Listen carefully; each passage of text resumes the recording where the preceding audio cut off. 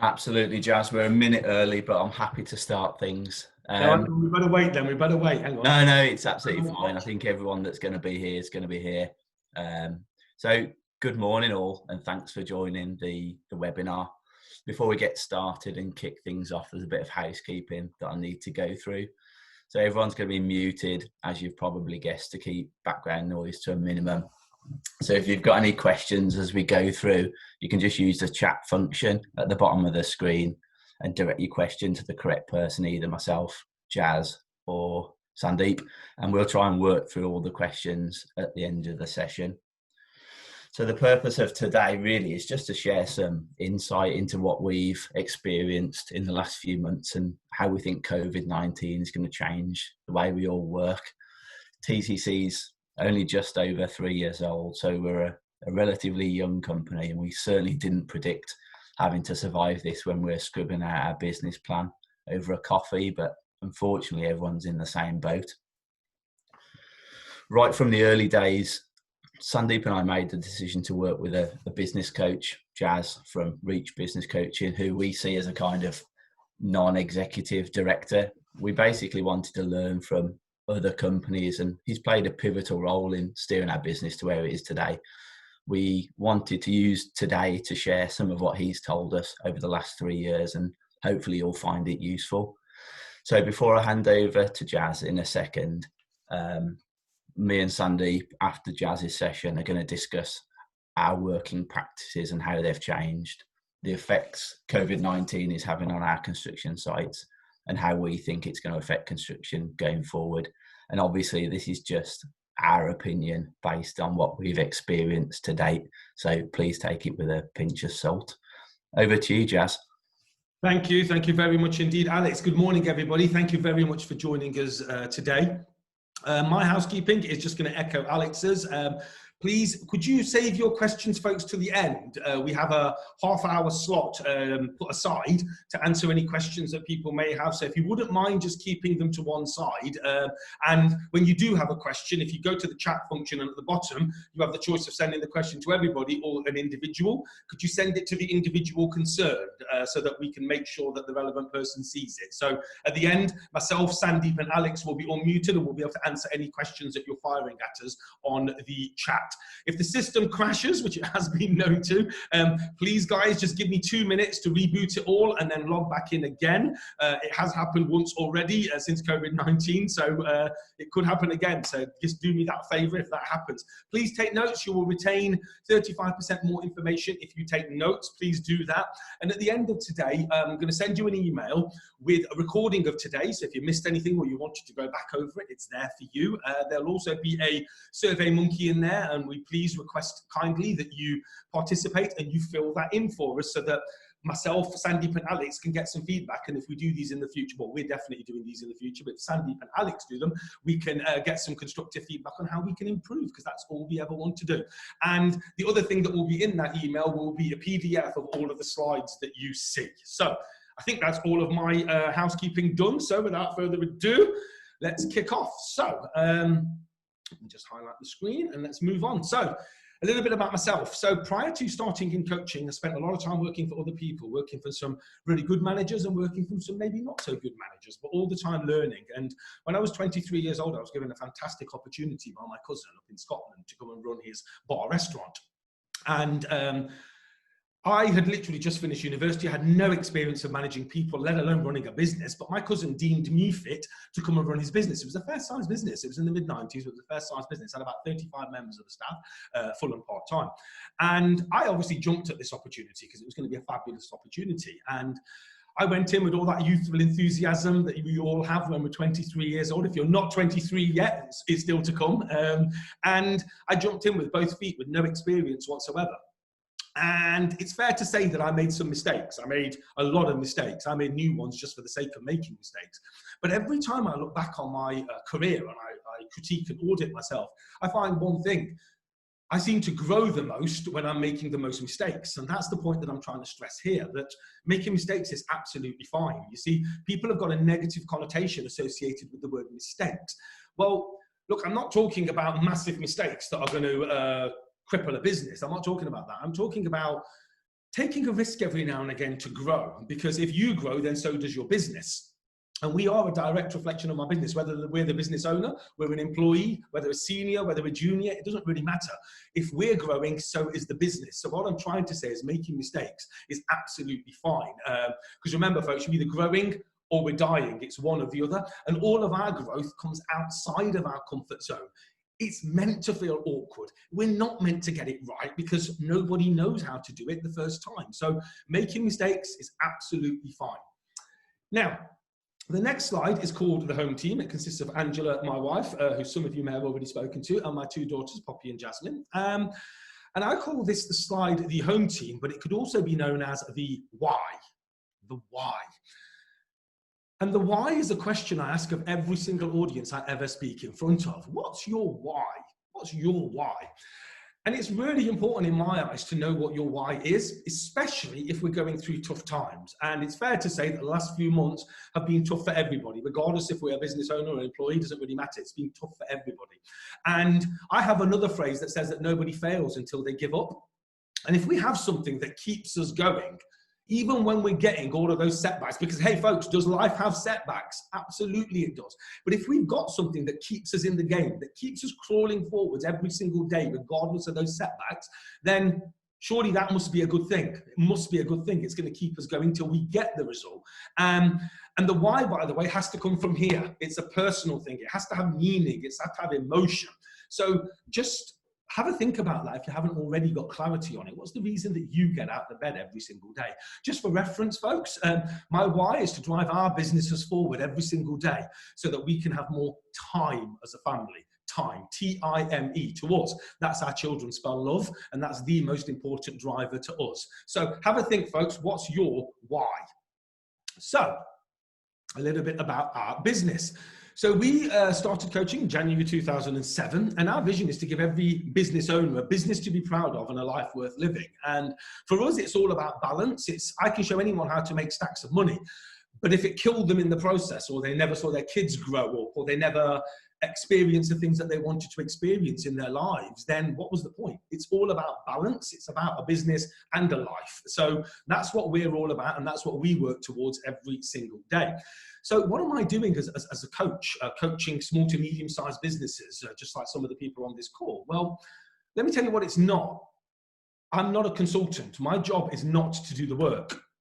My job is to coach. My job is to empower my clients through knowledge, to give them all the tools that they need to do what it is that they've got to do in their businesses. I don't do the work, but what I do bring to the table is accountability, because when we start a business, folks, we lose the boss.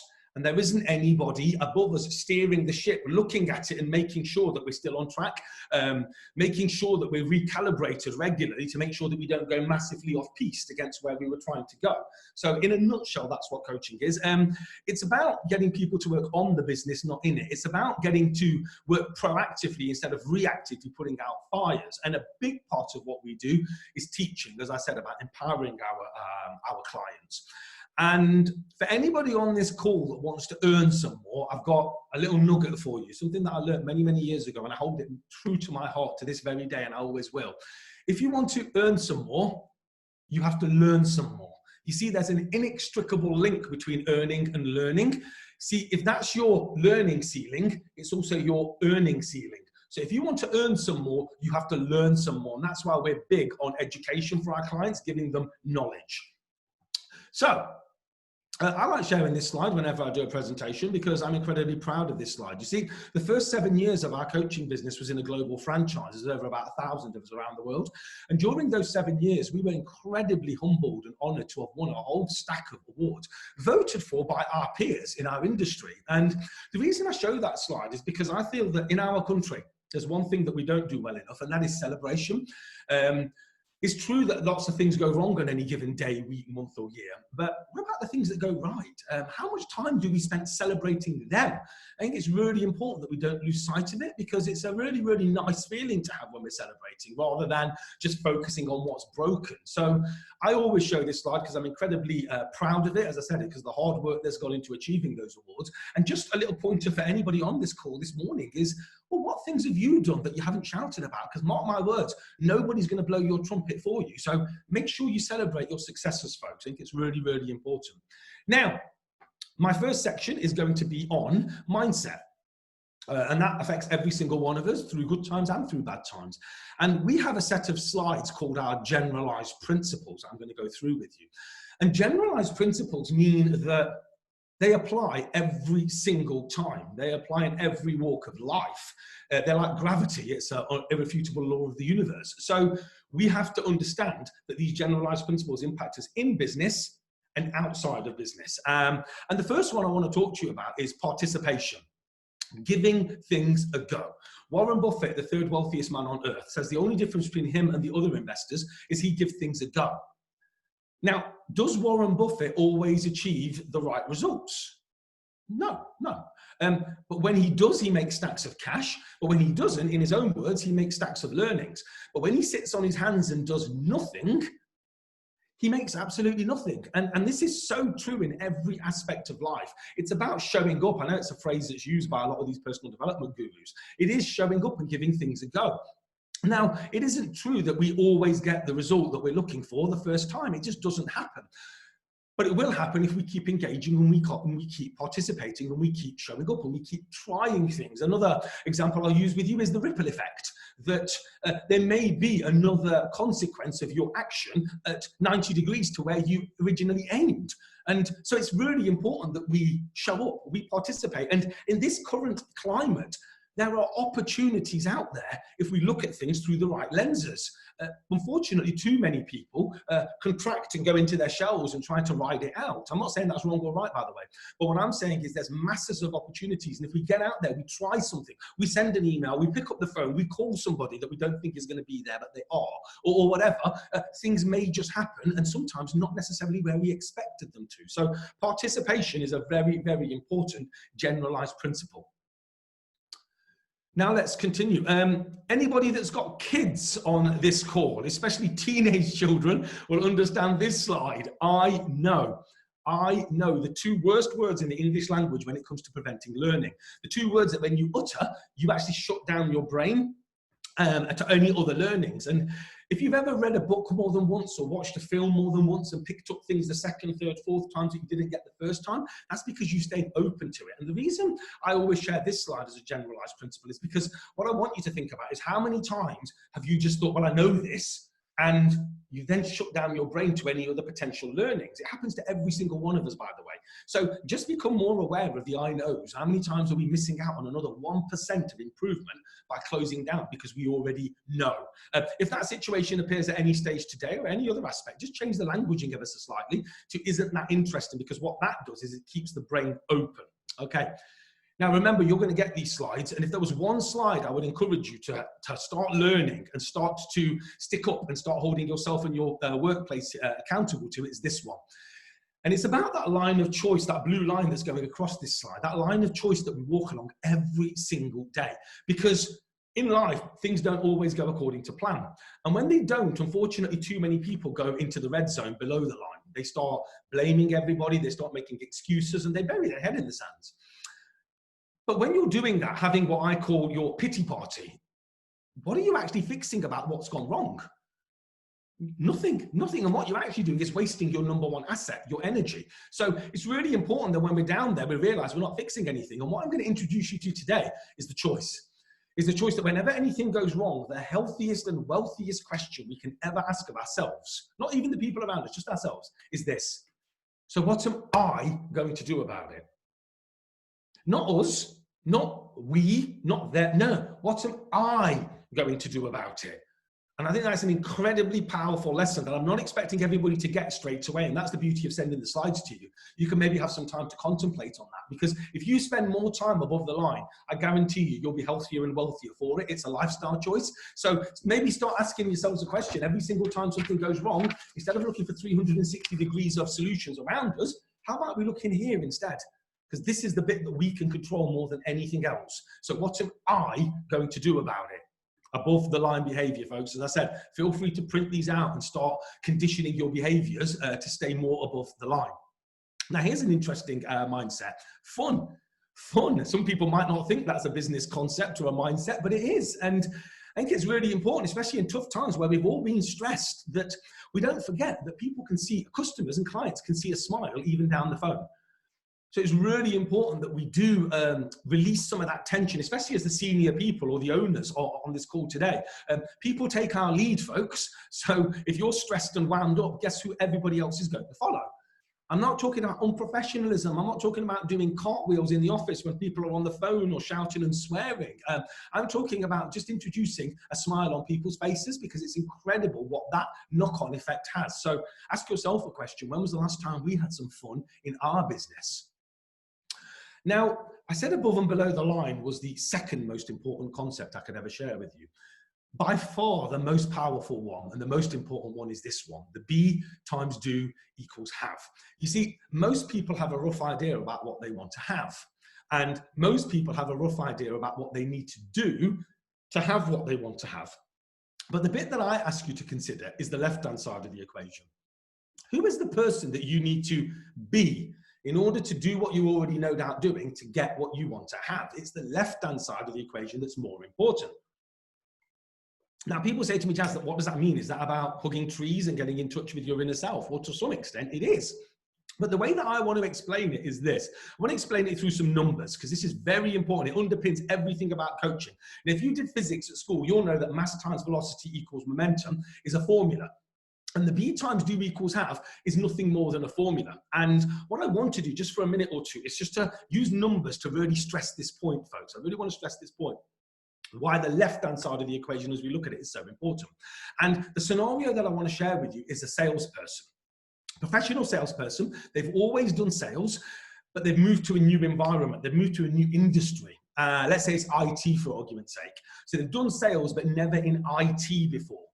And when they first start in that new role, their have is 16. Okay, whatever 16 means, just bear with me, just stay with me with the numbers for a second. 16 may mean their targets from their boss, it might mean their sales commissions, it could be anything, but just bear with me with the numbers. Let's say it's 16. And when they first start, their B, their skills, their confidence, their knowledge is going to be quite low, isn't it? Because they've just joined a brand new environment. So let's say it's 2. And in order to get to where they want to get to, they're going to have to do quite a lot to make up for their shortcomings, okay? Now, let's fast forward 6 months, and let's say they've got better. Let's say they've got a bit more confidence, a bit more knowledge, made some sales, got a bit of momentum, and their B's gone up to 4, okay? Now, in order to get the same result at the end of that year, they don't have to do as much because they've got better. And let's fast forward another 6 months, and let's say they're doing it with their feet up and the cigar lit, and they can do it without trying. And listen, and if I was their manager in this instance, I'd be questioning the have at this stage about whether or not we need to increase it. But the point I'm trying to stress is we've got to get better, not do more. Some people think it's just about doing more hours. No, it's not. Another phrase may be working smarter, not harder. But the real lesson, folks, is coming up now, because there might be some people on this call, and it's totally cool if you're one of them, thinking, what a load of nonsense. What's wrong with just good old-fashioned hard work? Well, nothing, absolutely nothing. And by the way, the be times do equals have doesn't bypass the fundamental prerequisite to success, which I believe is good old-fashioned hard work. But let me just make a point here. There might be people on this call thinking, I don't need to get better. I don't need to improve, whether it's as a manager, as a business owner, as a technician, whatever it may be that you do. I don't need to improve. I just need to do more. I just need to work every hour God sends. Well, what does 0 times 16 give us? There you go. There you go. Well, no, Jazz, I'm going to work nights. Well, what does 0 times 32 give us? Well, I can go on, but I hope everybody gets this.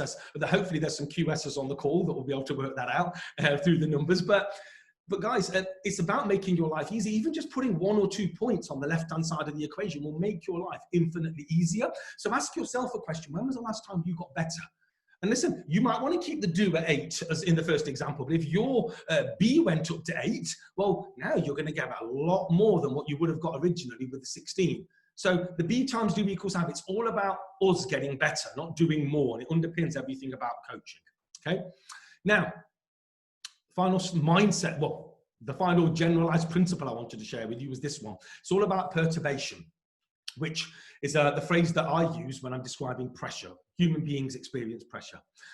And this is all about how pressure leads to growth, okay? Because no increase in our ability or expansion of our comfort zones happens without positive pressure being applied. When I say pressure, ladies and gentlemen, I'm not talking about stress in its conventional sense. I'm talking about healthy pressure being applied to us in order to make us grow, okay? So the example I'm going to use is in the old days when we wanted to boil the kettle for a cup of tea.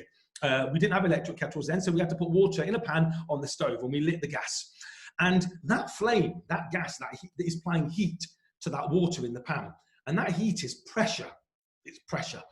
And after a certain amount of time, tiny little bubbles appear on the bottom of that pan, underneath the water, right at the bottom, because under the surface, that water is starting to simmer.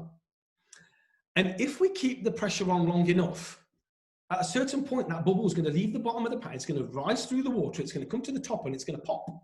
It's going to change state. It's going to go from liquid to gas. And the only reason it did that was because we kept the pressure on. But let's go to a human being now, and I use this example with my clients. Let's say they're already maxed out, working every hour God sends. And then they start working with this lunatic coach who gives them even more to do. But under the surface, they may start to simmer.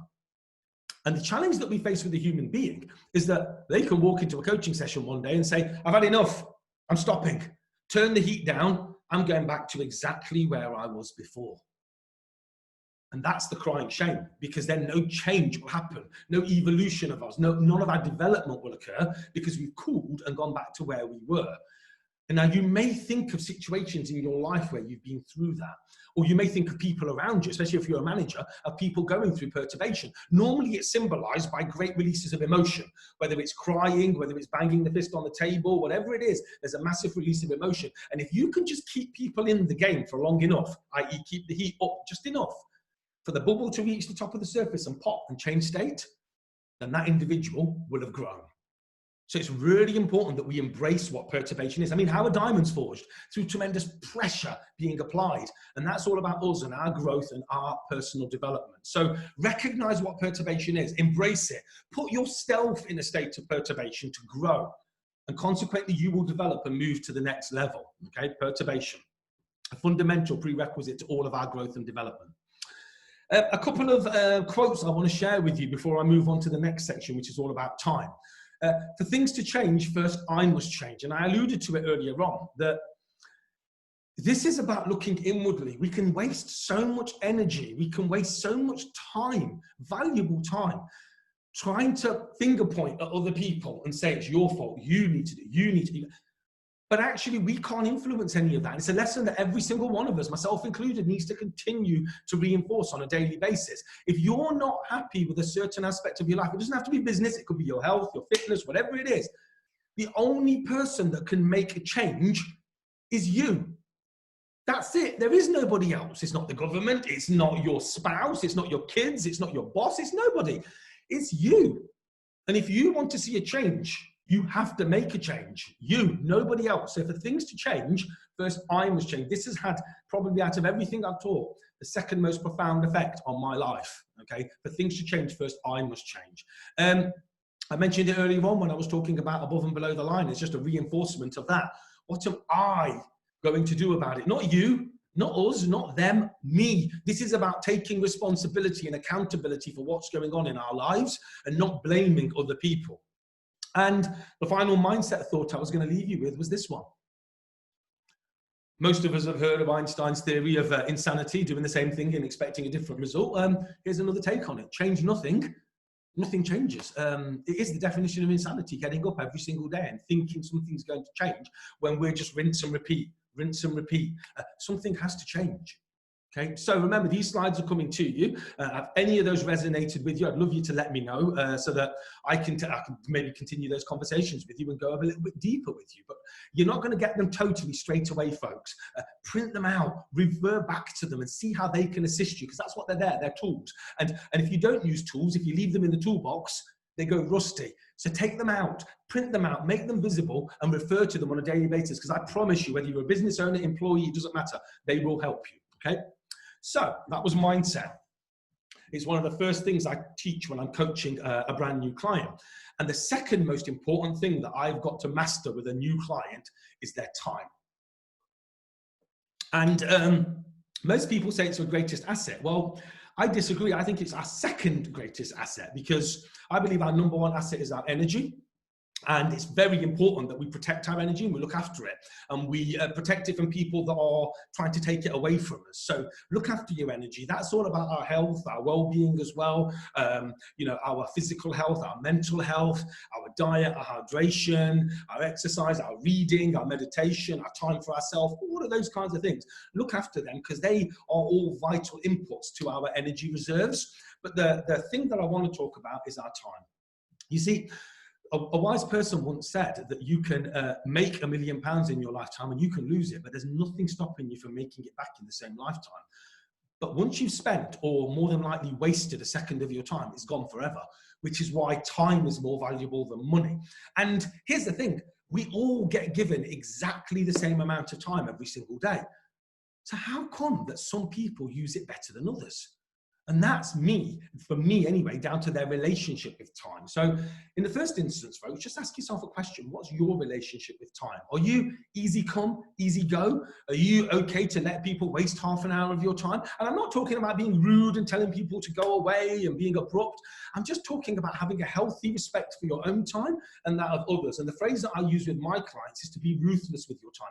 Realize it's that precious commodity that's stopping you from that's going to either determine whether you achieve your objectives in life or don't. So surely it makes sense to get really, really precious on time.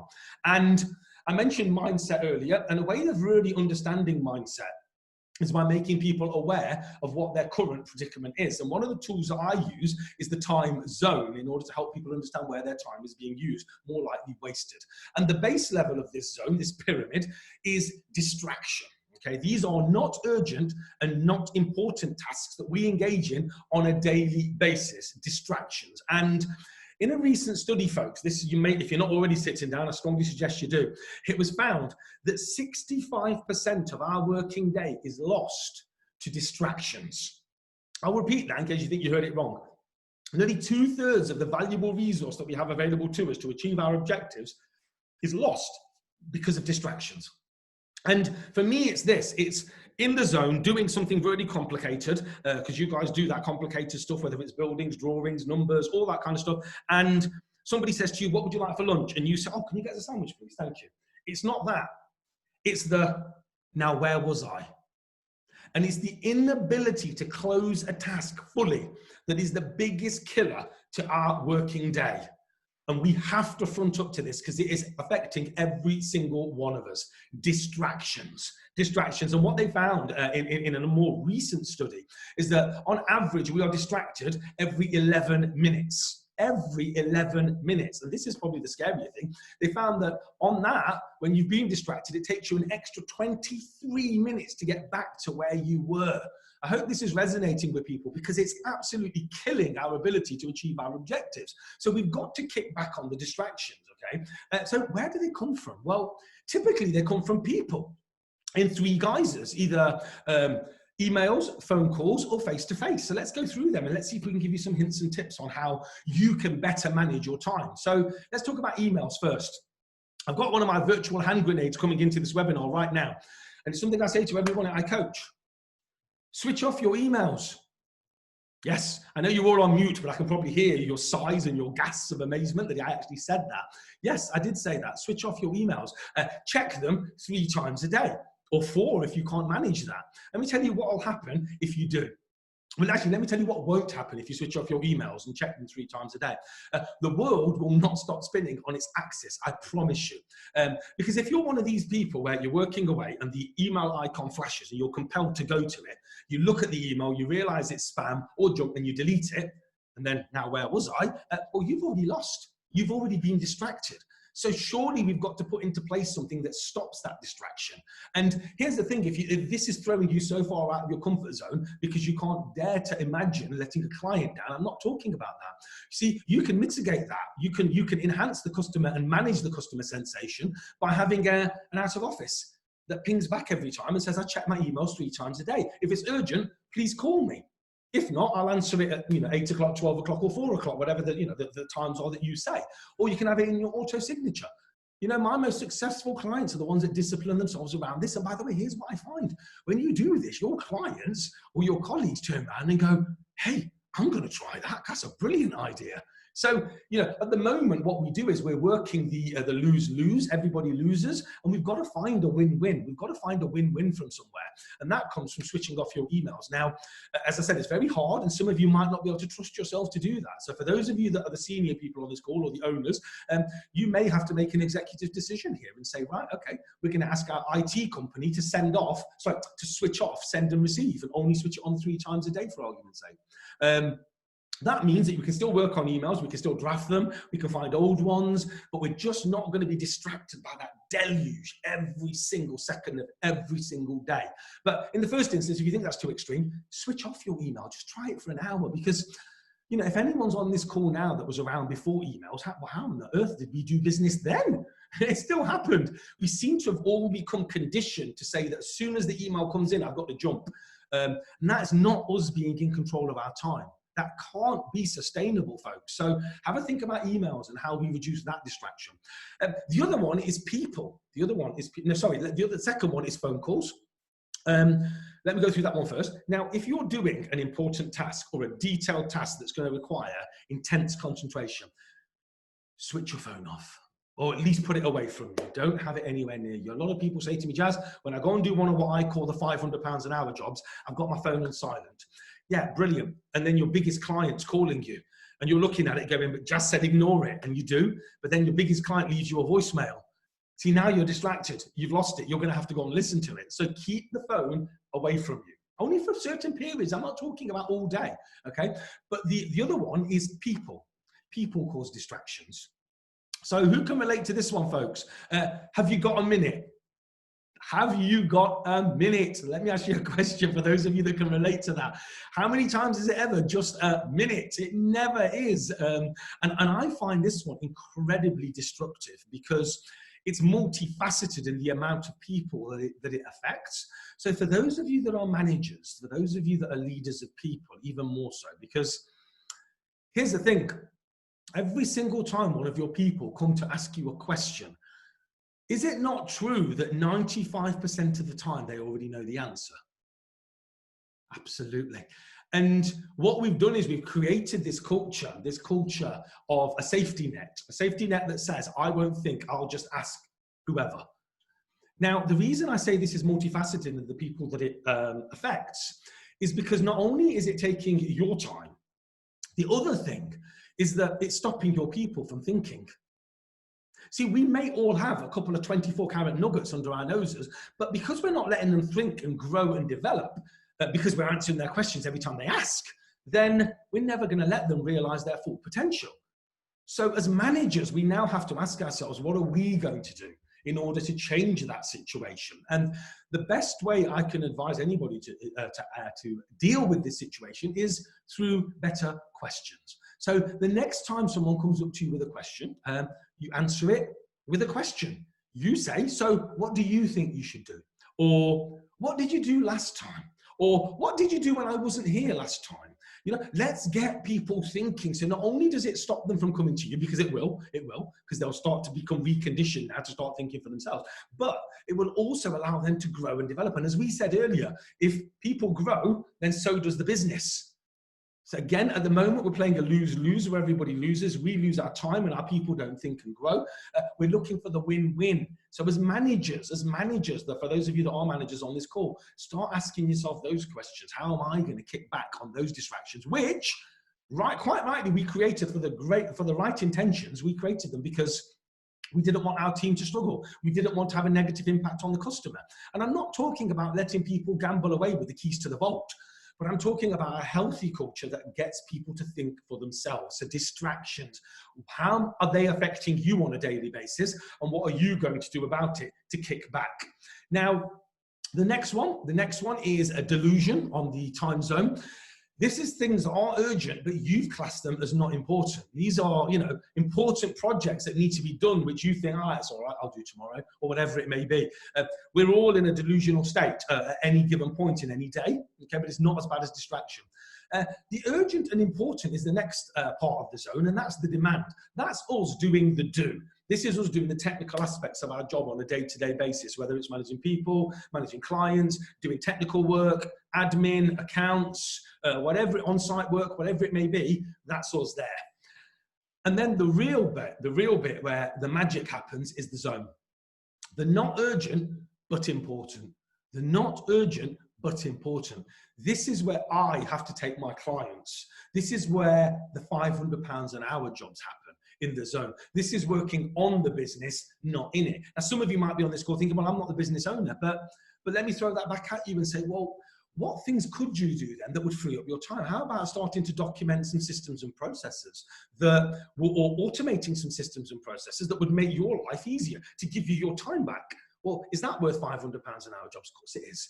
Because if it only saves you 5 minutes a day, brilliant. You might be thinking, well, that's not worth it. Well, let me just reframe that. It would save you 5 minutes a day for the rest of your life. Now, what's that worth? If you did a few of those, and all of a sudden start to save half an hour by documenting stuff, by training the people around us, whatever it may be, that's worth its weight in gold. And that's where we've got to get to doing more of. So just breaking down the different kind of sections of our time, but by far the most destructive is distraction. So ask yourself a question: what areas are we being distracted in particular? How do we push back? Remember, 2/3 of that valuable resource we have is lost to distractions. So let's give you some more time management tips. Let's see if you can take some other nuggets away from this. Set your goals daily. Set things that you want to achieve daily. Program your GPS coordinates in your head about what you want to achieve that day daily. You know, the likes of Richard Branson, Alan Sugar, they don't get up in the morning and say, let's see what happens. They're really, really clear on their intention for the day, and they program that in, and God help anybody that gets in their way. If they achieve anything beyond that, that's a bonus. So start to become much more focused on what it is that you want to achieve that day. Don't finish today until you plan tomorrow. What does that mean? Well, if you're a list maker on the call, what that means is typically, folks, that we're making our list for the day ahead of us in the morning. Well, let me give you something to try, and you can try it tonight, by the way, before you go home, before you finish, is write out your list for Wednesday, write out your list for tomorrow, tonight before you go home, and see what happens. Because typically when we come into work and we're writing our list for that day, we have to spend the next half hour or so getting our heads around what we need to do, who we need to delegate to, what resources we need. That's wasting some of your precious working time. Writing your list before you go home, what it does is allows your subconscious brain to order that list and prioritize it without you even realizing in the evening. So when you hit the floor in the morning at the office, whatever it may be on site, you're hitting the floor running because you've already worked it out without even thinking. So for those of you that do make lists, try that tonight, and I will welcome your feedback tomorrow on how much more productive you are. The next one is eat a frog for breakfast every day. Well, what does that mean? Well, firstly, it's the title of the best time management book you could ever buy. We're going to put a link to it in the email that we send you. It's called Eat That Frog by a gentleman by the name of Brian Tracy. And what Tracy talks about is doing that worst thing first. You know, that thing's on your list, that horrible thing, whether it's a customer complaint, a disciplinary hearing for one of your team, whatever it may be, chasing somebody that hasn't paid. And we've got a tendency of putting it off. We've got a tendency of finding 1,000,001 other things to do instead of that thing. But that thing stays above us like a dark cloud all day, sapping our energy. And what Eat a Frog for breakfast every day means is do the tough thing first. Get it off your list. You'll feel so much better. And if you read the biographies of all the successful people, they all talk about it. Get the worst thing off your list first, okay? As I said, Eat That Frog, a few quid. It'll be in the link today. Get yourself that book. It'll be the best 7 or 8 quid you ever spend. Don't major in minor things. I think that pretty much does what it says on the tin. Just think about £500 an hour jobs. Create a default diary and stick to it. In all of my time coaching, the default diary is still the most powerful time management tool I can ever give anybody. It's going to take me far too long to explain it on this call. If ever you want to know a little bit more, just drop me a line and I'll tell you more about it. But in principle, what it's saying is do the £500 an hour jobs first. Put them into your diary first so they happen by default. See, typically what we do is we do all of the other stuff, and then we run out of time to do the £500 an hour jobs. So put them in first. But by far the most important line on this whole list is the next one. Invest time, don't spend it. And the reason I believe this is the most important line is because I believe that makes you look at your relationship with time. You know, as I said at the start, how much do you value time? Is it easy come, easy go, or are you really precious on it? Remember that phrase, get ruthless with your time, because that will drive everything. Have agendas for all meetings. This is very important. When I was in the corporate world, I was a stickler for this one. Ask for an agenda, but with timings, So if everyone's ever been in a meeting what was supposed to last an hour and 3 hours later we're still there, well, come on, is that a good use of our time? No, it's not. And a great little hack for you is always have another meeting planned afterwards so that you've got to get somewhere else. And that way you can make sure that things finish on time. The next one's become even more prevalent during COVID-19, and that's the conference calls. Too many people have turned their noses up and said, I can't do that because that's a prospect, I've got to go face-to-face, or that's recruitment, I've got to go face-to-face. Well, I've seen 7-figure deals concluded over Skype or now Zoom, and I've seen 6-figure salary jobs being given over Skype and Zoom as well. So it proves it happens, and one of the step changes that I've seen happen is a lot more people saying that now, that they're not going to go back to traveling these crazy amounts and all that dead time that happens in the car, and we're going to embrace technology in order to give us that valuable time back. And then the final one, learn to delegate to your team. Well, folks, I'm sorry, that's a whole day workshop altogether. For those of you managing people, my opinion on this is that the reason we don't like delegating is because we've been burnt before. I think it's fair to say. And if a job's worth doing, you may as well do it yourself. But here's the thing. If you're already like this, holding absolutely everything, how can you catch that next big project? You can't. And actually what you're doing is you're telling the universe that I'm full, don't give me any more. Yeah, that's what you're doing inadvertently. So what we've got to do is start letting out some of that low level stuff so that we can welcome some more of that high level stuff in. And my humble opinion on this is this, that if we document systems and processes, if we document how to, and we're the ones that have documented it, especially for those of you perfectionists on the call, if we've documented it, we're going to feel a hell of a lot more confident delegating these things to our teams. Now, just remember, folks, there's a distinction between delegation and abdication. Abdication is, Bob, just do that, I haven't got time, or I can't be bothered. Well, we know that 100% of the time, abdication comes back and bites us on the backside. Delegation is writing out the system or a process, training it out, making sure that the individual understands, and then periodically checking back to make sure that that system is still being followed. Okay, that's the difference to me between delegation and abdication. Right, folks, so that was some ideas for time management. I hope that's helped. I hope that's given you some tips. Go back over the notes, and remember, time management, like anything else, is continual, never-ending improvement. It's always evolving. So it's not as though we flick a switch one day and we become ninjas at time management. What we've got to do is continually improve and look for those marginal gains, those 1% improvements on a daily basis. So I hope it's helped. And just to close, folks, I just want to tell you about a brand new coaching package that I created off the back of COVID-19, when I looked around and realized that I can't help as many people as I can because my time is limited in a one-to-one environment. That's the coaching that I do with Alex and Sandeep. My time's limited. So what I created was a different model that's all online. It's for any business, regardless of shape, size, or flavor. It is modules are going to be released every single fortnight with the most detail that you'll ever need to execute that strategy. The strategy is going to follow a sequential process, a process that I've designed. It's called the cycle of business success, and it's designed to make your business work for the long run, not just a short, quick-term fix, okay? You're going to have, like I said, the detailed how-to videos and templates for every aspect that I ask you to implement in your business, including time management. Coupled with that, you're going to get a monthly Zoom call with your monthly cohort, because every month a new cohort is made live, and you're going to have access to our dedicated Facebook group, because one of the other great assets of Reach Business Coaching is our community. Is the fact that when you're in business, you can think that everybody's closed and everybody's out to get each other. Well, we don't believe in scarcity, we believe in abundance. And this is all about sharing, a group of like-minded business owners, local people, just like us, who are there just to help each other. And that in itself is worth its weight in gold. I've calculated that the information in Reach Club, it's a 20-month program, would take at least an investment of £35,000 in order to acquire. Well, Anybody on this call, you're going to get it for £177 plus VAT a month.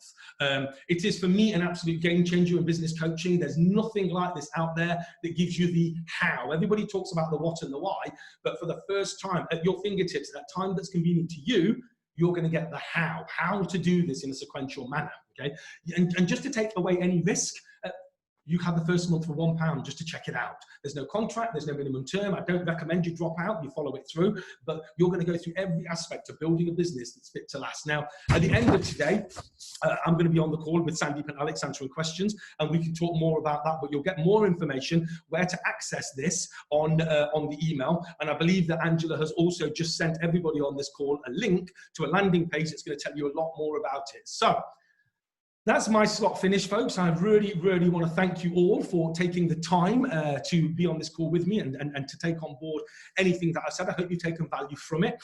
What I'm going to do now is to stop my screen share. Let's see how this one goes. And hand over to Alex and Sandy. Over to you guys. Thanks very much, Jazz. I'm just checking everyone can hear me okay. Is it all right, Jazz? Good. Okay. Well, I can guarantee that our section now is going to be far more boring and dull than Jazz is. He's obviously done this about 1,000 times before, and myself and Sandeep are pretty new to it, so you have to bear with us and try not to fall asleep. So we've got 3 topics to go through that we think are kind of the most relevant ones to everyone at the moment, whether that's business owners or employees, anyone. And the first one is the kind of changes COVID has had to working practices. And this is obviously from our experience, but it's forced big companies to completely change the way they're going to operate. The companies that still use local servers and have a desk for every member of staff and insist that everything's printed on A4 paper, I think are going to really struggle. And huge offices in prime locations are going to become a thing of the past. I think it's now progressed past having to choose between working from home or the office, and it's more like working from anywhere.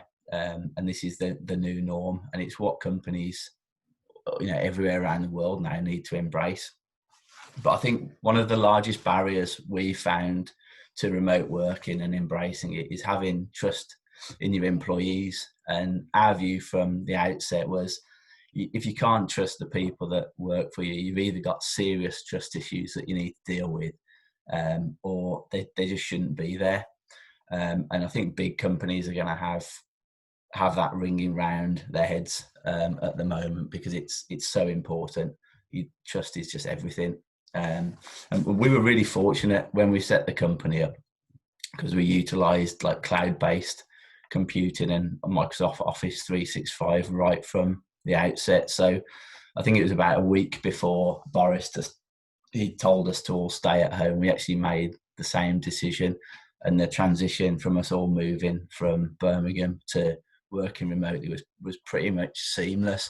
The only issue is printing and the fact that we've got a unwatered office plant that's probably a bit thirsty at the moment. But apart from that, it was all pretty smooth and easy. In the consultancy side of the construction industry, all we really need is a mobile phone and a laptop to work with Microsoft Teams and Zoom. Regular contact with all the team members and clients can be maintained really easily. We actually picked up a job down in London for a client based in Oman. I actually haven't met them yet. I had loads of Zoom calls with them, but I probably won't meet them until long after the job started. But ultimately, whilst it's nice to talk to someone around a table and face to face, it's not actually a showstopper in our industry. And I really hope that the days of travelling 4 hours in a car for a 45-minute meeting are well and truly over. And that's just got to be a good thing for the environment and for just general working efficiency.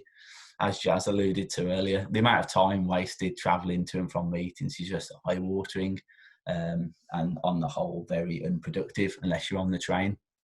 If a Zoom meeting drags on by half an hour, it doesn't really matter. It makes no difference.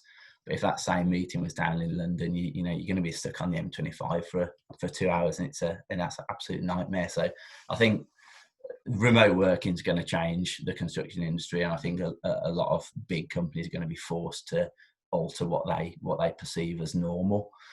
So whilst remote working is likely to save companies money in the long term and allow for more flexibility, we do appreciate that no Zoom call can compete with a face-to-face interaction in the office. So there's always going to be a need to ensure that this can continue in some form or another. You know, just as Jazz alluded to earlier, you know, having a informal conversation with people, it's just nice, and you can't really do that on Zoom. So the way in which shared offices are run in the future are going to need some really careful thought in order to ensure the transition back there is a safe and sustainable one for everyone. So from a office perspective, considerations going to be needed to give into occupancy levels and the configuration of desks, cleanliness routines in communal areas, and how the facilities are used and maintained. So assuming the social distancing rules continue for some time, employers are going to need to assess the maximum numbers of people permitted in offices at any one time and how they interact safely. You know, from our perspective, we just can't have everyone coming into the office now. It's going to have to be staggered and managed until everything's back to normal. So these, you know, big communal offices are going to probably have to act in the same way supermarkets have, and really control how people use them and manage them actively. You know, as every company, our employees are really the most important asset. So their well-being has always got to be at the top of the agenda, and the last thing we're going to do is put any of their health at risk. So I think the next few months are going to be really critical in terms of, you know, that transition back into some form of normality. But, you know, speaking personally, you know, I'm not going to be going into the office 5 days a week now, that's for sure. And I don't think anyone else will either. The next section we're going to split up into two. I'll take the first bit and then I'll hand over to Sandeep. And the question was, you know, what are the implications on construction sites? So this is obviously from our construction sites and our live jobs that we've got, and every job's obviously different. So all bar one of our jobs that are on site actually managed to continue working throughout this, which was pretty amazing. And the contractor that was unable to continue, it was on a really constrained site, and it was flooded with subcontractors, so it just wasn't safe for them to do so, which is completely understandable. And obviously the type of build and the development played a big role in how the contractors have adapted. I know from speaking with other contractors that the number of trades on site at any one time was a key factor at play. Jobs flooded with subbies towards the end of a project understandably struggled to manage site safety. The other key issue was the difficulty in obtaining some materials like plaster. Larger sites lended themselves to social distancing and were able to continue working, albeit at a slightly slower pace. All of the contractors that managed to carry on building implemented and monitored the strict use of PPE and additional PPE, which was not shared with anyone else on site. We found that there was increased hand washing and additional stations to sanitize hands dotted around site. Contractors made sure subbies worked in isolated areas with a maximum number of people allowed in each area or each floor, for example. And then staggered work breaks were implemented to ensure that facilities on site were kept clean and uncongested. Additional entry points into construction works were also provided to help segregate people. And then these automatic turnstiles were deactivated and replaced with a really simple pass that can be viewed with from a couple of meters distance by a security guard. Sandeep's got a few really good live examples from a couple of our projects in Birmingham. and Leicester. So I'll hand over to him now, and he'll continue talking on this topic about the implications of construction sites. Thank you. Thanks, Al. So on the sites I've been working on, the main contractor ensured that all of the site staff were travelling to site were travelling with minimal people, and if at all possible, travel on their own, not on public transport. In certain instances, that was virtually impossible to do because of subcontractors and the way they're set up, and workers were meeting at a central compound to pick up materials and then travelling together to site. So in those situations, the subcontractors ensured that the travel partners were fixed. So you're not sharing with John on Monday, and on Tuesday you're with Alex, and Wednesday you're with Jazz, and so on. It didn't work that way. They kind of paired people up and said, right, you're going to be travelling together now, and this is your team.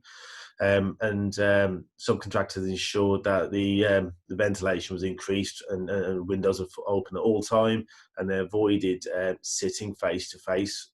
So a lot of well, not a lot, but there have been vehicles that companies use, subcontractors, where they can bring a whole load of people in where they face each other at the back, but they totally remove them to not have anyone sitting opposite each other. And then any vehicles that were shared, the subcontractors ensured that they were all cleaned after each use.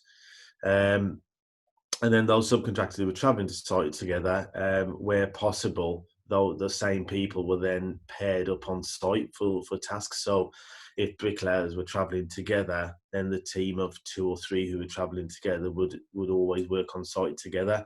And that will be their team going forward then, just to try and keep work flowing on site, but also trying to implement some of the social distancing measures that the government have advised us on.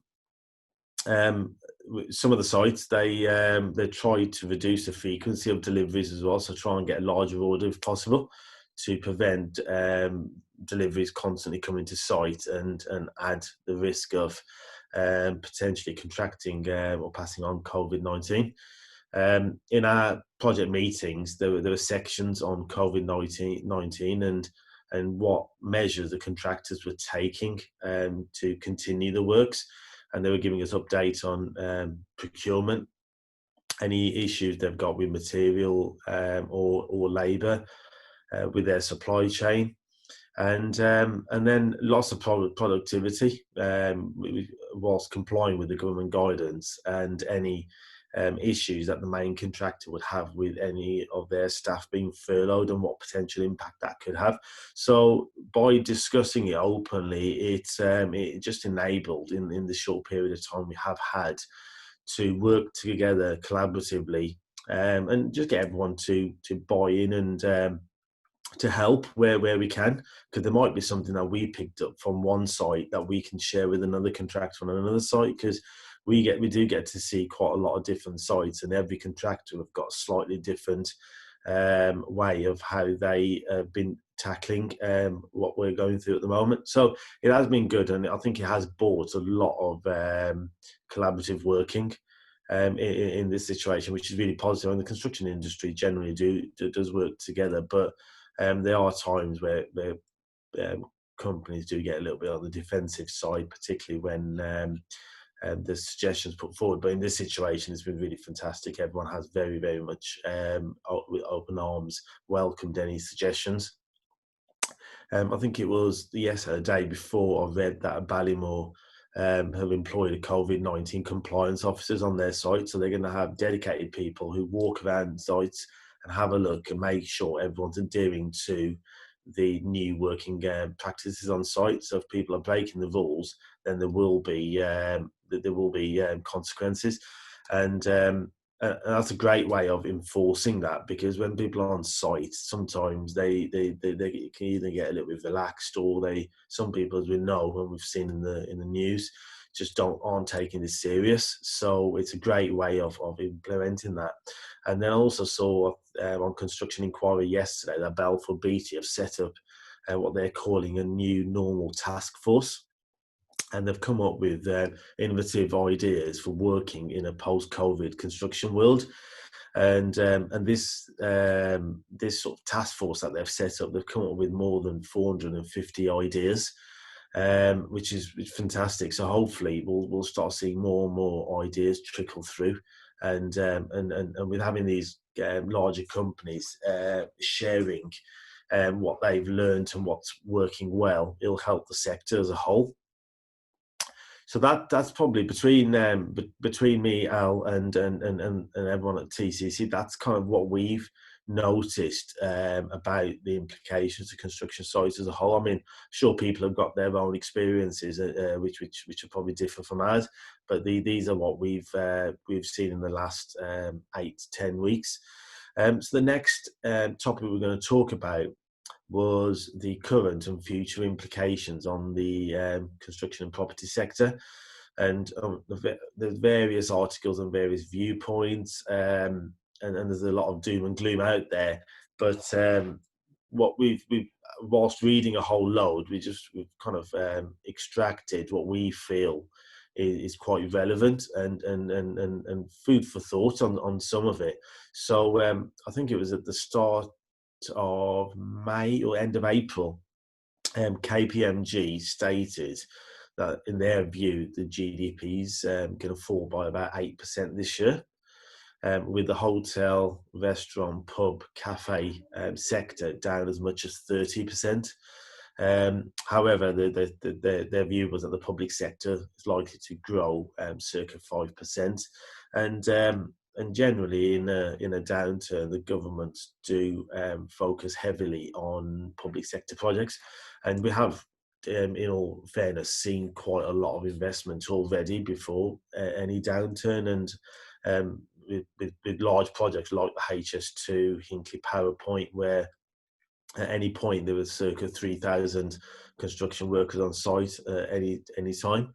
And then you might have seen in the news last week, there's a planning application gone in for a new power station at Suffolk, which if it gets the green light and once construction site starts, that'll create circa 25,000 construction jobs, which will be another fantastic project. And then on top of that, you've got all the infrastructure and highway projects dotted around the country.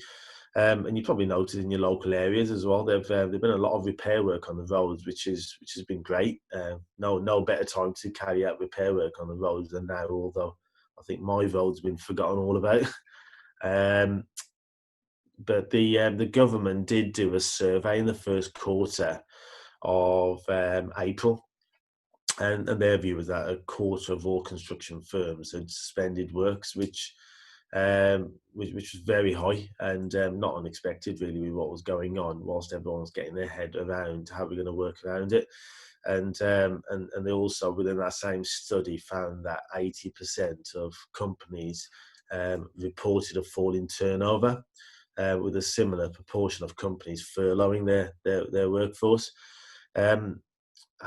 Recently, though, Glenigan they've been doing weekly updates actually on construction sites, and as of last week, they said that the more than 50% of the previously suspended construction projects are now resumed on site, with the major house builders, including Vistry, Persimmon, and Taylor Wimpey, who the three have significantly contributed to the increase. But on a weekly basis, more and more sites are opening up, and as Alex said earlier, the vast majority of ours have stayed open, but that's been down to the type of projects and the contractors and the way that they could work around them.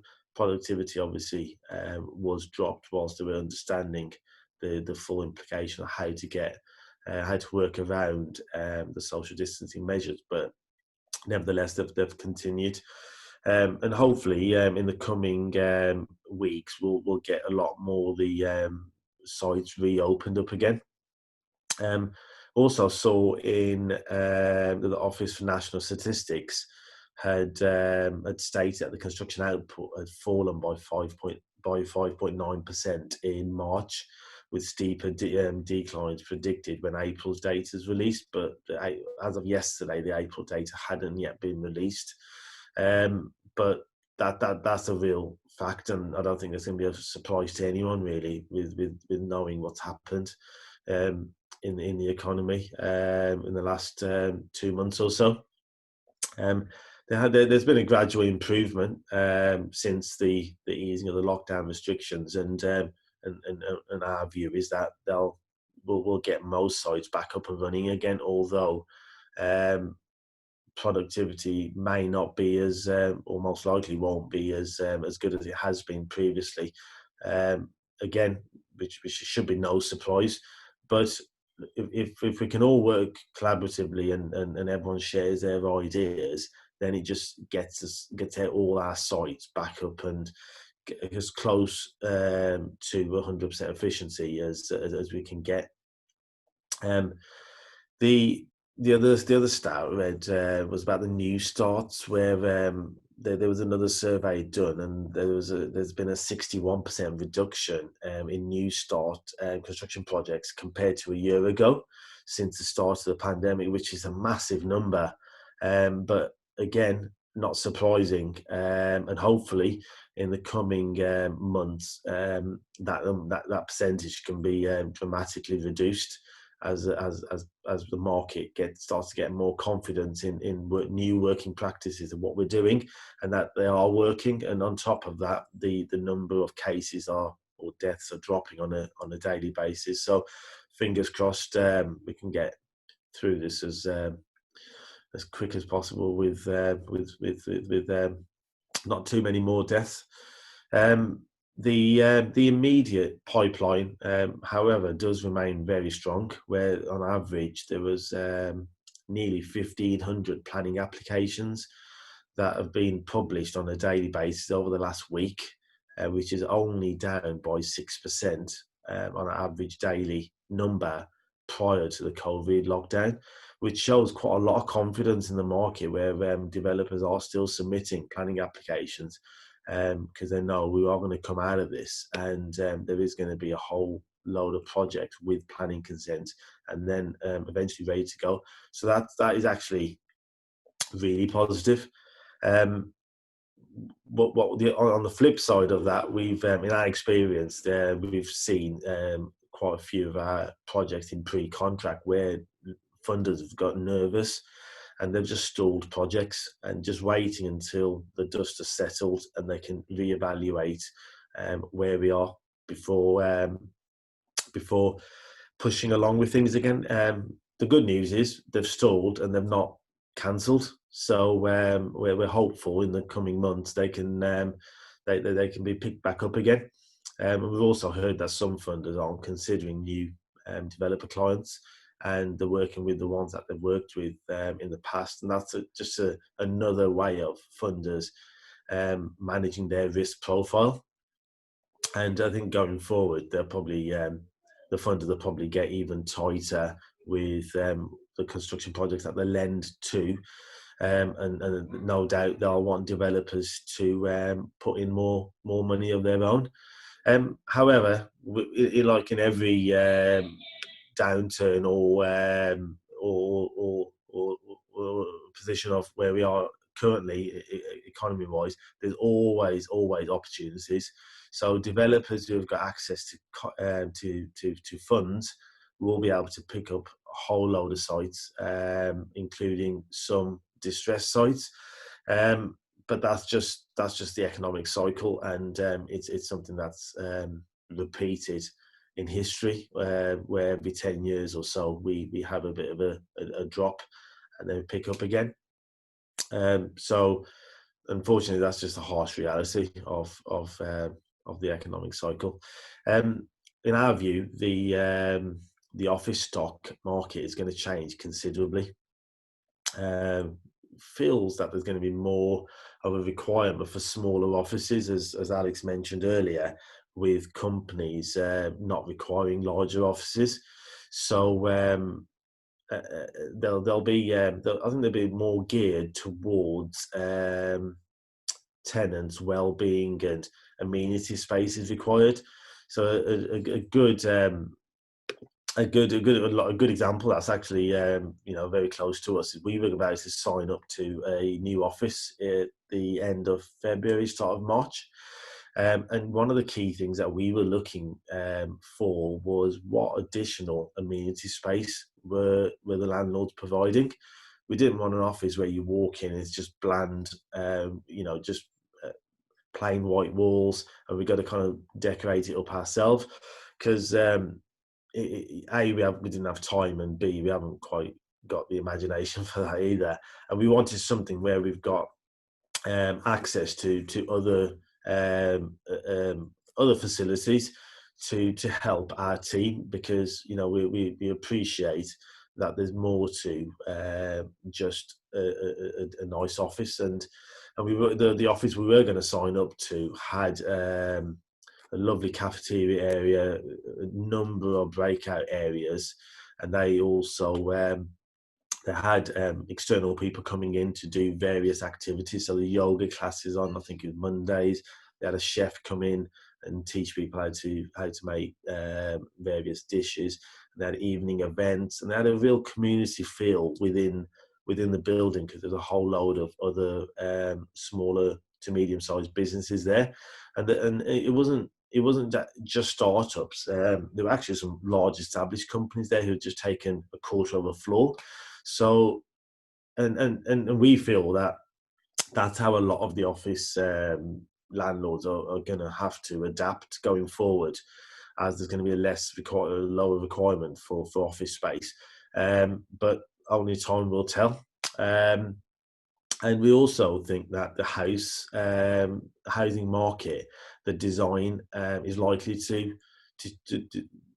change, because when people are buying houses now, the forefront of their mind is going to be what we've all gone through for the last sort of 10 weeks and plus, whenever we come out the other end. And the view is that a lot of the houses have previously been designed to get a maximum space they can for your kitchen, your living room, dining room, and bedrooms and so on.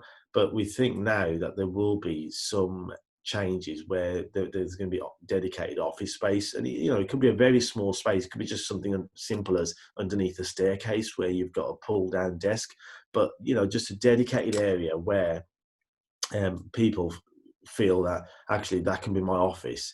And if I am going to be in the office for 3 or 4 days a week, and I'm going to be working from home for a day a week, then I want something that's dedicated, rather than just making do with the dinner table, coffee table, wherever it might be that we've all been adapting to. And not everyone's fortunate enough to have all that space to have a separate room for an office. So we think that'll be a big change. And likewise on the apartment schemes, we have seen quite recent projects that we've been involved in where there have been garden spaces and shared rooftop gardens or amenity spaces scattered around in the building. But our view is, again, there'll be even higher demand. And in the past, developers generally incorporated it due to requirements from local authorities. But we think going forward now, there's going to be a bigger requirement from tenants or purchasers. So that will result in developers putting more space in, and a nicer space as well. Because the last thing you want to be, unfortunately people have been in as well, or want to be in going forward if there's another pandemic, is being in an apartment block where you got nowhere to go. And it would be nice if they had a shared garden where you can just go up for a bit of fresh air, and that as a well-being matter. I think it's really important going forward to create these spaces for people. The other changes that are likely to happen are future building contracts. They're going to have specified clauses relating to pandemics. At the moment, we've had what's happened. We've had reliance on force majeure clause, but it's not a force majeure anymore because we know about it. And we have seen from on some of our pre-contract jobs where lawyers have updated the contract amendments to include such provision. And the Construction Leadership Council published a COVID-19 contractual best practice guidance note on the 7th of May. And it's quite a good document, actually. It's well worth reading if you guys are interested. But it did, it spoke about various potential implications that COVID-19 will have. And just as one of the couple of big bits that I picked up from it was that their view is that it's inevitable that there'll be delays, which I think we all are aware will or has happened, and they will incur additional costs. And the view is that the industry might become embroiled in costly and long-running disputes over the effects of COVID-19, and they're really pushing for a collaborative approach, so we're not in that situation. And they're encouraging for all parties to support supply chain through prompt payments and revision of contractual clauses if needed. And then there's also been a government guidance document, which I think is the PPN 0220 suppliers relief due to COVID-19. It's more focused on public sector, but there's no reason why we can't use it in the private sector as well. And it's for employers to consider supplier relief to progress cash flow. As we know, cash flow is king. And today there's an article about the request from the industry to the government to delay the VAT changes again, because we delayed it once and it was going to be implemented, I think it was August this year, and they've asked because of COVID-19 to delay it again by another year. Again, cash flow in our industry is absolute paramount, and that's why this guidance note by the Construction Leadership Council really requesting for everyone to pay on time and work with suppliers. Otherwise, there's a potential there could be a whole raft of companies going bankrupt, which just isn't good for anyone. So those are the various bits that we've come across ourselves, or talking to our clients and various funders and so on, and then reading articles about what the view is on the current and future implications on the property sector, which concludes that part. So picking up on any questions that have come through, Alex, have you been you spotted any questions that have come through? Yeah, thanks, Angela, for unmuting me. Yeah, Amir's actually just asked a question from Node. And first question is, what do you feel is going to happen to construction costs? Construction costs are an interesting one. The view is that as there's less work available, the costs should come down for labour and materials. However, because of the change in working practices, that saving will probably be absorbed by prolonged construction period. So where a contractor was building a scheme within, say, 52 weeks, that same scheme will probably take them 62 weeks. So it's unlikely as a whole that the cost will come down until we've got a real remedy to COVID-19.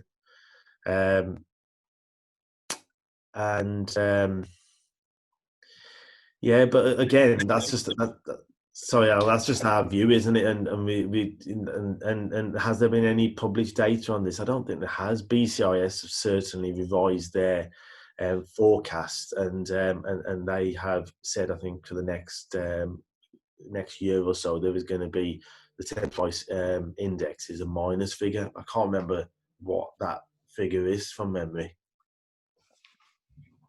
Yeah, I think generally contractors are, they're going to be keen to get work in the pipeline. We've had phone calls from the likes of Winvic and, the kind of higher tier contractors saying that they're open to, you know, opportunities that a year ago they just wouldn't have even considered. So I think I think the tendering situation is going to be better. We're going to have more options to choose from. But I think, like you mentioned, Amir, they're obviously going to factor in COVID and material shortages into their construction programs. And the thing that COVID's completely taken precedent over is Brexit, which is obviously still a massive issue. And Brexit's going to have issues with material supplies and, you know, supply chain in general. So I think a combination of both Brexit and COVID certainly going to add time to programs and undoubtedly cost. But I think in the short term, you know, hopefully contractors continue to do well and survive, and you know, are there to take these jobs on. But I think longer term, you know, everyone's going to want to make money and reduce risk where possible. Yeah, I think Amir's got another couple of points. Isn't he? The next one was about the labour pool for new projects. Is there going to be a shortage in the short term as sites start to reopen? I think not, because the labour's already been allocated for projects. And as we said earlier, the actual new construction projects are down by 61%, I think I said, from one of the reports I read from last year. So in theory, there should be more labour out there, so there shouldn't be a shortage. However, as you mentioned about Brexit, that's a very interesting point and is one that most of us have forgotten about. So what's going to happen to all the European labour that we've got? They did start going back, but then they came back. So it's an interesting one. It all depends on what the government does, I guess. And then the third point was, will new projects now include extra float? Yeah, I mentioned that earlier. Yeah, there will be, definite. Material delivery delays. I think we've got over the material delivery delay issue. A plaster was a massive issue, but we've got around that. But if Brexit then decides to have implications that aren't favourable, then potentially for anything that we get from Europe, especially if we're going to be leaving in 6 months' time. And then social distance practices the contractor workforce need to adhere to. That's one of the other questions. So it's that question is similar to what me and Alex mentioned earlier on about the various practices contractors have taken on board, such as working in isolation on site, limiting the number of people working on site or on any one floor or area, additional cleanliness on site, and so on. So I think that answers Amir's question. Then there's a couple of others from Rob. So the first one from Rob was, have subcontractor contracts had to be revised for COVID-19? How are the principal contractor regulating these subbies? Good question, Rob. I'm actually not aware of subby contracts being revised for COVID-19, but I guess because we don't actually tend to see many of the subcontract contracts, because our liaison is with the main contractor. But I can certainly find out from some of the contractors that we're working with to see if there has been requests for changes due to COVID-19 and come back to you, if that's okay. And Amir's just asked, he's just clarified his point. He said in regards to social distancing, it was more to do with the programme and if the contract would add more floating. And I think the answer to that is definitely. Yeah. Probably won't specify why it's added in, but they're definitely going to add floating to make sure that they've got, you know, comfort that they can deliver the project by the PC date. Yeah, and I think contractors are also going to want some form of relaxation on liquidated damages as well, because if you're a contractor now and you're about to sign up to a multi-million-pound construction project, which is going to be delivered in, say, 9 months, year, 2 years, however long it might be. As a contractor, you wouldn't know whether there's going to be a second wave and there'll be another shutdown, and what if there was. So you definitely want something for there. You have float anyway, which they won't declare. Then they'll want some form of relaxation on liquidated damages, and they'll probably want the clause stipulated about any shutdown due to COVID-19 will give them an automatic extension of time. And James Smith, the man, the legend, has just asked a very good question. It's QS related, so it's all yours, Sandeep. For longer duration projects that may span beyond social distancing rules, do you foresee mechanisms being implemented to deduct COVID-related costs should they no longer be required? Very good question. I think it depends at what stage the project's at. So, example, if it's a new project going to start in 4-6 weeks' time, let's say, and it's going to go on for a year, and the contractor has said, well, we're putting in an additional X amount due to COVID-19 changes that we need to implement, and that'll be part of the billing costs. It'll be depending on what contract it is, and most of the ones that we're working with are design and build. So in that case, there won't be any opportunity for the employer to deduct that should the mechanism for social distancing not be required. So it's a contractor risk, because they might put in, say, 20,000 for it, but it ends up costing them 40,000-50,000. On the flip side, it could be nothing because everything's gone away and tomorrow we're back to normal again.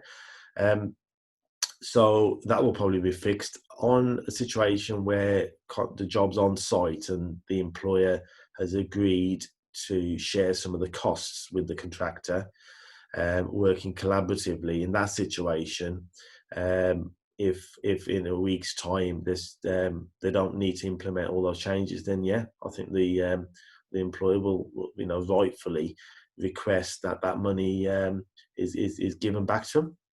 So it all does depend on the situation and what projects. That's the last of the questioning. I think there's one. I can't see. Yeah, there's one more further, which was further up from Rob. Do you think employers will have to contribute to working from home, i.e. paying contributions to bills, desks, rent, if people are expected to work from home? Jazz, let's put this one to you. What do you think? I'm not an accountant. I can't see how that could be enforced. I might be wrong. It's just my personal view. It's be very hard to legislate that. That would be very hard to do, in my humble opinion. Maybe the employer could make some adjustments to the pay package, but I think that's going to have to be a case-by-case basis, because to regulate something like that would be just a complete nightmare. Some people working 1 day a week from home, some people working 3 days a week. What would the rule be? So my humble opinion, no, I can't see how that could be enforced. But hey, who knows? We're in uncharted territories here, so everything goes.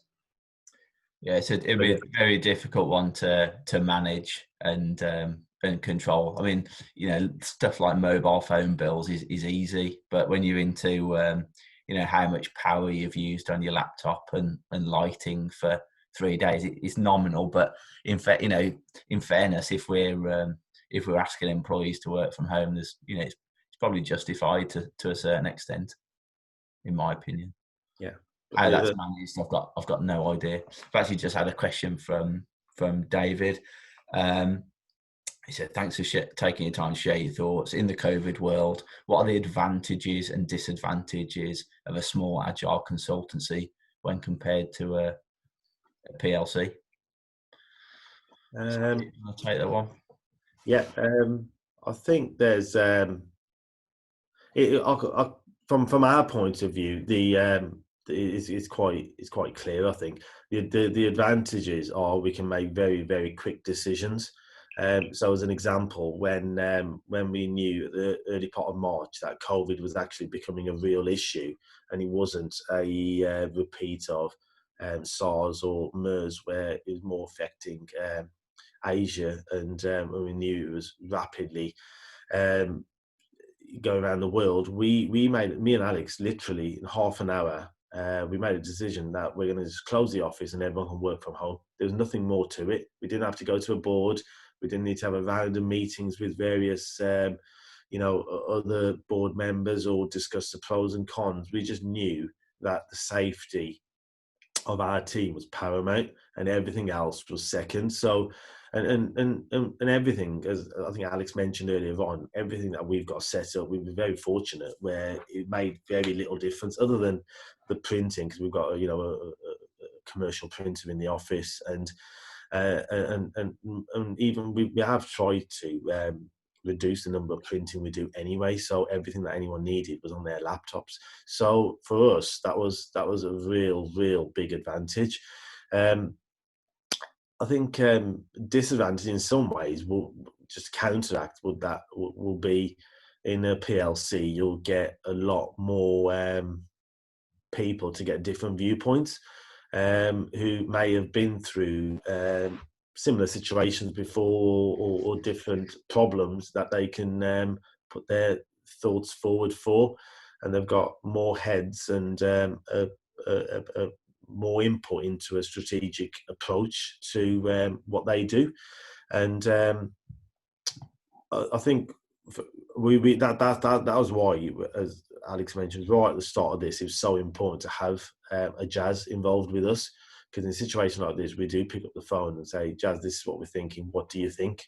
So it does make a big difference. And Jazz has got his experiences with a whole number of different companies. So he I guess he gives us that we are missing from a PLC.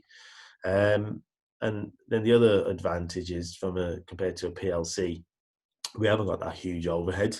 So we've always been very diligent in mapping out costs and where we're going to be from a sort of financially in 3, 6, 12 months time, and that's worked really well to enable us to make decisions. Alex, anything else that you can think of from our point of view?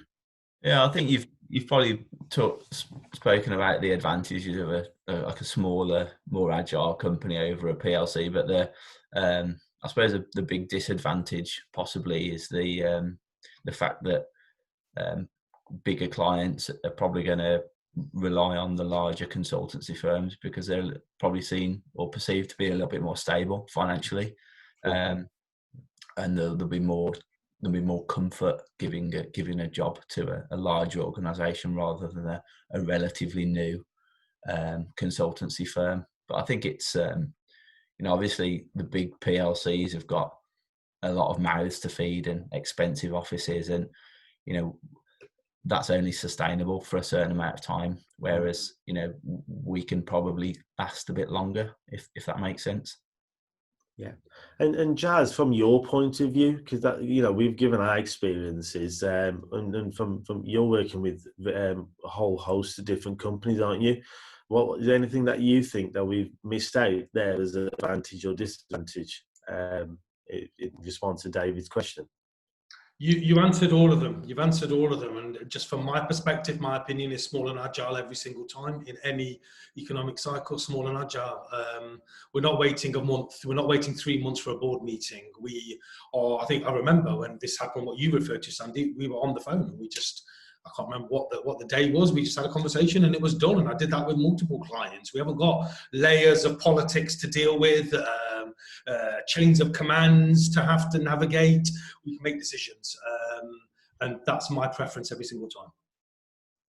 Okay, brilliant. And then we've had a question from Andrew, where it states that I have read that if employees are concerned that their employers are forcing them to go in, forcing them into situations where they can't social distance, they can contact the HSE or local authority. And the question is, how strong do you believe this enforcement is, and is this a risk that needs to be taken into account or quantified in project programs, as this could affect consultants and contractors alike? Alex, do you want to answer this one? Yeah, I think fundamentally, if you're not comfortable in doing your job and you don't feel safe doing it, just don't do it. And no no employer in their right mind is going to force you or tell you otherwise. That's what you'd hope anyway. I think in terms of enforcement, I think it's going to be really difficult because the police are stretched. They were stretched before this, and they're just even more now. So is it going to be enforced? Probably not as much as they'd like to. But I think it's just really important that people continue to be safe. And, this is by no means over. So, distancing's there for a reason. And, if people are putting you in positions that you're not comfortable with, just don't go. And if your employer's got a problem with it, change employer, basically. Yeah, and I'm sure the HSC or local authority will look at it in seriously if that situation does occur. But yeah, I totally agree with you.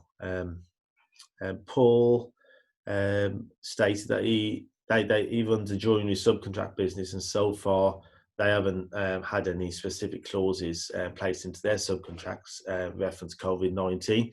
He's not sure whether that'll change though. That's good. That's good, and hopefully it continues that way. I'd probably expect it to on forthcoming jobs. I'd be surprised if they didn't have any caveats associated with COVID-19. I think there was a webinar with a construction lawyer, and there are clauses dating back to the 20s that are still knocking around in construction contracts, and there'll be COVID-19 clauses in 20 years time that people will be reading and wondering what the hell it was on about. So I'll be really surprised if there wasn't amendments to your contracts going forward. Yeah. The good thing is that they haven't changed any of the existing contracts, and they're still adhering on the basis of what was agreed prior to all of this, which is good. David just made a note, just to say that thanks. I suspect you're closer to your staff, and decision making is more transparent, for better or worse. Just on that point, I think it's worth saying that we've had weekly video calls with our team, and at the start of this it was twice a week, just to give people an update. And you can't, at a situation like this, you can't have enough communication, because one of the big issues with larger organizations is that lack of communication. And I have spoken to other people and friends who are working at various places, and they've had no communication. And then the next time people are in touch, it's to give them news about what's happening. So yeah, I think transparency is absolutely vital, especially at a time like this. Can I also comment, Sandy? Sorry. Too many people are relying on email for communication. And just a little statistic that when we look at our ability to communicate, 7% of it comes from the words that we use. 38% of it comes from our voice, our tone and our pitch, but 55% of it comes from our body language. So if all we're doing is relying on email, we've all had it where emails or text messages have been misinterpreted, misunderstood. If all we're doing is relying on email to update our teams or our suppliers, whatever it may be, our customers, we're losing 93% of the effectiveness of the communication that we have available to us. So thankfully, Zoom, Microsoft Teams, Skype, everything's given us that opportunity, firstly, to engage with people. And by the way, phone call still better than nothing, because you can still transmit your body language down a phone call. But nothing beats face-to-face. We're still inherently the same species that requires human interaction. So we've got to give that. And at the very least, I would suggest a weekly catch-up. A lot of clients have started to do fun things in there with whether it's a fancy dress catch-up or a quiz catch-up, so we can introduce a little bit of social as well as the formal. Yeah, we're not that cool, Jazz. And then there's a question from Gareth. How should construction prepare for restarting once the coronavirus crisis comes to an end? I think from our perspective is probably just having your full complement of employees and staff ready. That's the single most important thing. Obviously you got to map 6 months ahead now, probably more, to make sure you can keep everyone, you know, in the business, because I actually think that there's going to be a big snowball effect. All the developers out there that they've put the brakes on, you know, that's only temporary. And once the funding starts to get unlocked again, and jobs get you know, pulled forward, and people start buying things again, there's going to be a big kind of backlog of jobs that need to be run, both from a contracting perspective and from a consulting perspective. And if people have unfortunately lost employees during this time, they're not going to be able to serve those jobs and kind of take up all of those opportunities. So, you know, speaking personally from myself and Sandeep's perspective, you know, keeping everyone on the payroll is the number one and only important thing at the moment for us. We're just trying to map out as best we can for the next 6 months to make sure that when it does pick up, which it will, obviously, you know, we're just there to take up as much work as possible. Yeah, it's a good point actually, because we have seen in the past, haven't we, where companies have been have got new opportunities come through, and then they're scrambling around trying to find staff, and it's the first person who walks through the door, they've virtually got the job before they even had the interview, and it'll be probably a repeat of that, especially if the people start laying people off quite aggressively. So. Oh, brilliant. I think that brings us nicely to the end of all the questions. Thank you ever so much. It's been some real good questions there from everyone. Just like to say thank you ever so much for your time, for joining us today. Really appreciate coming online. And but if anyone has got any further questions, please do reach out, contact myself, Alex, or Jazz, and on social media, all the details are there. And Angela will also send out details after this call as well. We're here to help. So anything at all, just please pick up the phone or email, and we'll come back to you. So I think that concludes our webinar today. Jazz, do you want to say a couple of things before we close up? Yeah, once again, thank you to everybody for your time and your commitment. Thank you to Sandeep and Alex. I found that really, really useful. I'm not limited just to the construction sector, but I found that really, really useful. So thank you, guys. Thank you very much indeed. You are that progressive, dynamic, forward-thinking company that we need right now. So I hope lots of people took lots of value from that. Anybody that's got any coaching questions, please, I'll stay on the call after everyone's gone if you want to ask any questions in private. Okay, brilliant. Well, we'll stay on as well, and yeah, just in case. But thank you ever so much. Cheers, guys.